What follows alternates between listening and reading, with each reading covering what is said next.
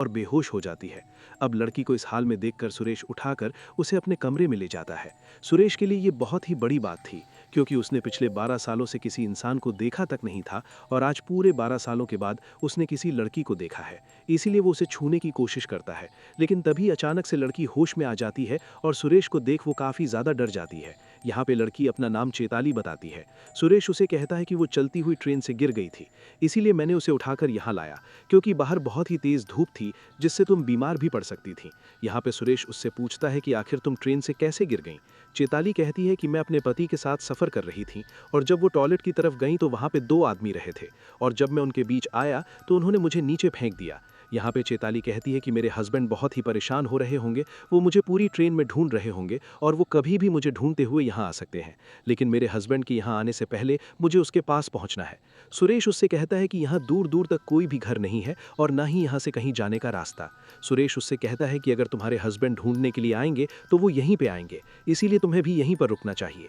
लेकिन चेताली सुरेश की कोई भी बात नहीं मानती, वो अकेले ही इस बीहड़ इलाके में निकल जाती है।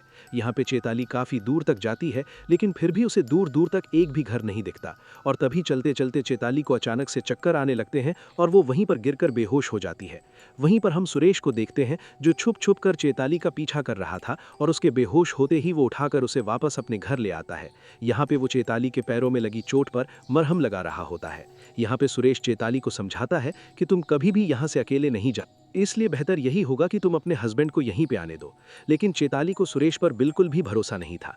वो ऐसा ही किसी अजनबी के साथ रात नहीं गुजार सकती थी। अगर वो बंदा रात को उसके साथ कुछ किया तो वो कुछ कर भी नहीं पाएगी। अब किसी तरह चेताली यहाँ पे सो जाती है, लेकिन रात में बार बार वो उठ के रघु को देख रही होती है। वहीं रघु जमीन पर सोया होता है।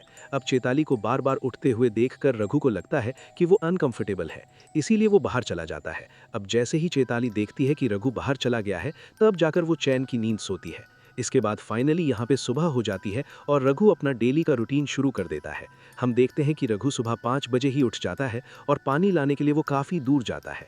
वहीं सुबह होते ही यहाँ पर एक ट्रेन गुजरती है जिसे रघु को हरी झंडी दिखाना होता है और पिछले 12 सालों से सुरेश इसी रूटीन को फॉलो कर रहा है और आज तक वो किसी भी ट्रेन का टाइपिंग नहीं भूला है। यहाँ पर सुरेश चेताली से कहता है कि उसने पिछले 12 सालों से किसी भी इंसान से बात तक नहीं किया है और उसे बात करना काफ़ी पसंद है। अब धीरे धीरे चेताली भी कहीं ना कहीं रघु पर यकीन करने लगी थी, क्योंकि उसने रात को चेताली को कंफर्ट देने के लिए खुद बाहर चला गया, इसलिए जब उस पर थोड़ा थोड़ा भरोसा भी होने लगा था। अब यहाँ पे चेताली सुरेश को थोड़ा परेशान दिखती है तो सुरेश उससे कहता है कि मैंने तुमसे एक बात छुपाई है। वो कहता है कि हर रोज़ जब भी यहाँ से ट्रेन गुजरती है तो मेरा टेलीफोन बजने लगता है। दरअसल वो टेलीफोन सिर्फ इनकमिंग होता है, उससे आप किसी को कॉल नहीं